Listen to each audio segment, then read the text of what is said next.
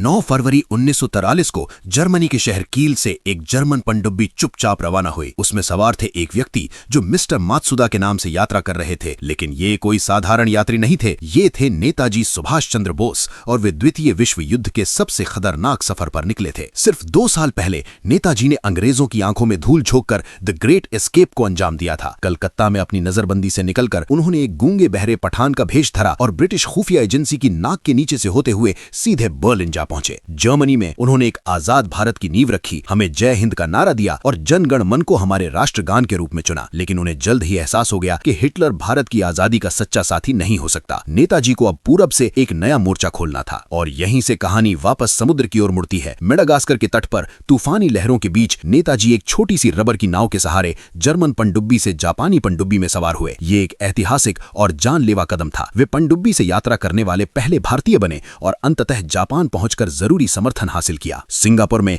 आजाद हिंद के शेर ने दहाड़ लगाई। उन्होंने इंडियन नेशनल आर्मी में नई जान डाल दी। उनके चलो दिल्ली के नारे ने आम नागरिकों और युद्धबंदियों को क्रांतिकारियों में बदल दिया। उन्होंने देश को ऐसे एकजुट किया जैसा पहले कभी नहीं हुआ था। यहां तक कि अपनी सेना की रेजिमेंट्स का नाम गांधी, नेहरू और झांसी की रानी के नाम पर रखा। वास्तव में युद्ध के मैदान से एक रेडियो संबोधन में वे नेताजी ही थे जिन्होंने पहली बार महात्मा गांधी को राष्ट्रपिता कहकर संबोधित किया था और भारत की मुक्ति के इस धर्म युद्ध में उनका आशीर्वाद मांगा था। 1944 तक INA ने अंडमान और निकोबार द्वीप समूहों को आजाद करा लिया था और मणिपुर में भारतीय धरती पर तिरंगा फहरा दिया था। भले ही मूसलाधार बारिश और युद्ध के बदलते हालातों ने दिल्ली चलो के अभियान को रोक दिया हो, लेकिन नेताजी ने नामुमकिन को मुमकिन कर दिखाया था। उन्होंने साबित कर दिया कि ब्रिटिश साम्राज्य अजेय नहीं है। उन्होंने सिर्फ एक सेना नहीं बनाई, उन्होंने हर भारतीय की रूह में एक ऐसी आग जला दी जिसने अंग्रेजों का भारत में टिके रहना नामुमकिन कर दिया।